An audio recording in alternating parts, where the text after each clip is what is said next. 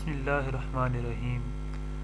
Dear students, अस्सलामु अलैकुम। Welcome to tech computer college.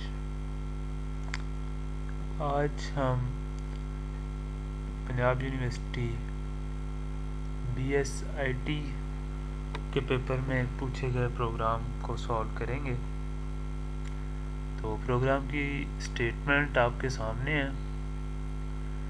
यहाँ पर देखें, लिखा हुआ है ड्रा अ फ्लो चार्ट और राइट अ प्रोग्राम। हम प्रोग्राम लिखेंगे। Write a program that keeps taking input numbers from user, both even and odd numbers, until user enter a sentinel value -1 and display the sum of all even numbers entered by the user। ठीक है जी।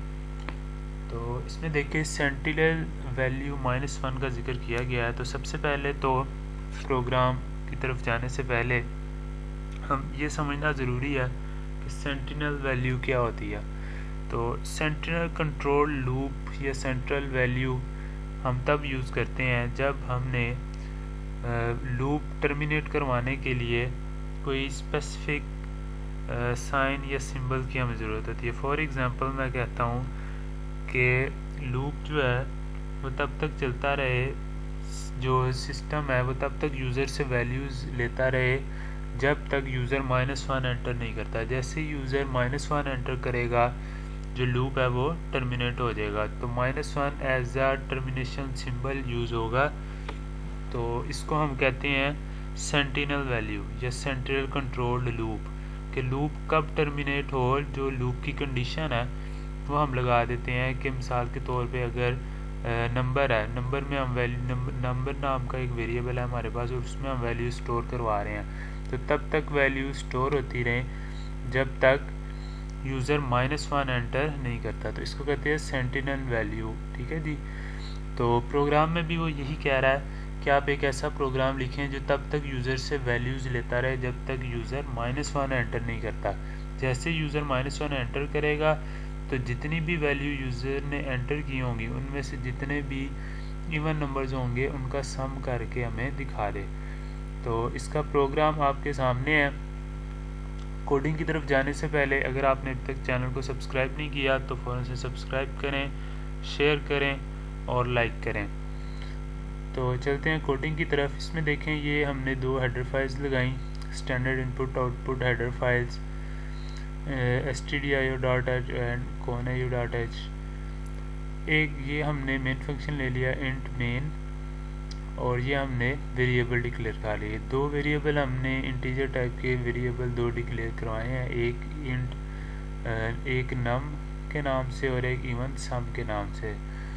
नम नाम का जो variable है इसके अंदर जो user values enter कर रहा होगा वो स्टोर होती जाएंगी, और जो इवन सम है इसके अंदर जो सम होगा इवन नंबर्स का वो स्टोर होकर शो होगा। इसको हमने इनिशियल वैल्यू फ़िलहाल 0 दे दी। ठीक है जी। तो यहाँ पर देखें, ये हमने एक वाइल लूप लगाया है और इसकी हमने कंडीशन लगा दी है कि while num is not is equal to -1। आपको पता है सी लैंग्वेज में जो नॉट इक्वल टू का सिंबल होता है वो इस तरह से यूज़ होता है। नॉट इक्वल टू का जो ऑपरेटर है -1। तो ये देखें, ये सेंटिनल वैल्यू है -1 कि तब तक ये कंडीशन ट्रू रहेगी जब तक यूज़र -1 एंटर नहीं करता। जब तक यूज़र -1 एंटर नहीं करेगा ये यूज़र से डिमांड करता रहेगा कि आप नंबर एंटर करें। ठीक है जी। जैसे यूज़र -1 एंटर करेगा ये कंडीशन फॉल्स हो जाएगी। तो इसका मतलब है क्योंकि ये नॉट इक्वल टू, जैसे ही कंडीशन फॉल होगी तो लूप टर्मिनेट हो जाएगा। इसको कहते हैं सेंटिनल कंट्रोल्ड लूप। ठीक है जी। इसी को सेंट्रल कंट्रोल्ड लूप भी कहते हैं। तो नीचे हमने प्रिंट एफ करवा दिया या सी आउट करवा दिया एंटर एनी नंबर। नीचे हमने सी इन करवाया या स्कैन एफ करवा दिया %d नंबर में जो भी वैल्यू यूज़र एंटर करेगा वो सेव हो जाएगी। नीचे हमने एक कंडीशन लगा दी, इफ कंडीशन के नंबर का वो मोड ले, जो भी यूज़र एंटर करेगा नंबर उसका वो मोड ले 2 के साथ। ठीक है। ये मॉडुलस ऑपरेटर है, परसेंटेज का symbol as a modulus operator use होता है सी लैंग्वेज में। तो वो 2 के साथ उसका मोड ले, और अगर वो 0 के बराबर आए तो इट मीन्स कि वो इवन नंबर है। तो वो क्या करे, सम के अंदर उसके अंदर वो नंबर ऐड करा। देखें फॉर एग्जांपल अगर यूज़र 4 एंटर कर देता है तो 4 एक इवन नंबर है, उसका जब मोड़ लेंगे तो 0 आ जाएगा, तो ये कंडीशन ट्रू हो जाएगी इफ वाली। तो पहले इस सम में क्या पड़ा हुआ है, 0 पड़ा होता है, तो 0 + 4 4 साइन हो जाएगा इवन सम वाले वेरिएबल को, ठीक है जी, इसको इसमें सेव हो जाएगा। नेक्स्ट अगर यूज़र फॉर एग्जांपल 6 एंटर करता है तो अगेन ये कंडीशन ट्रू हो जाएगी।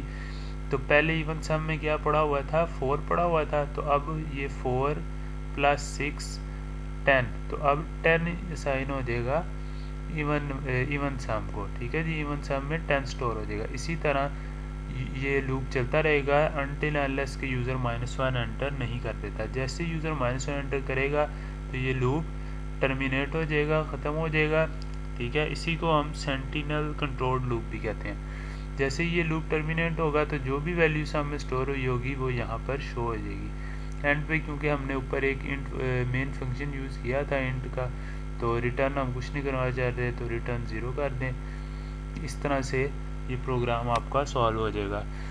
तो इसको हम रन करके देख लेते हैं,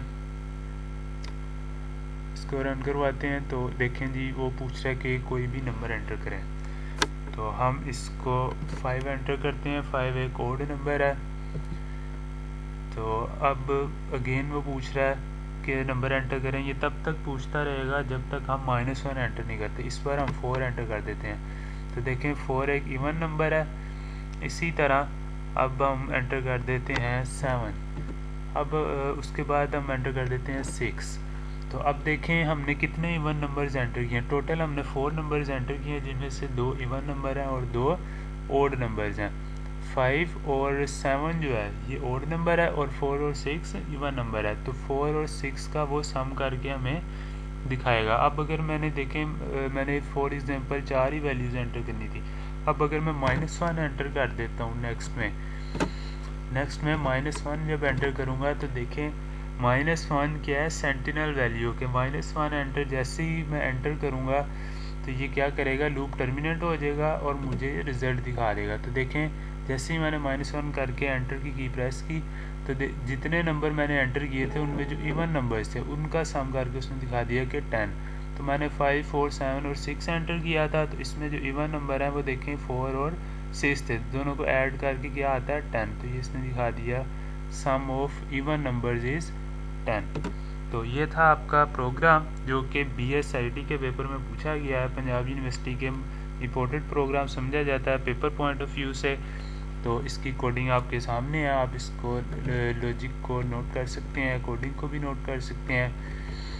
और अगर आपको वीडियो अच्छी लगी हो तो चैनल को सब्सक्राइब लाजमी करें, दूसरों तक भी शेयर करें, उनसे भी सब्सक्राइब करवाएं और लाइक करें और शेयर करें। मुझे दीजिए इजाज़त, अल्लाह हाफिज़।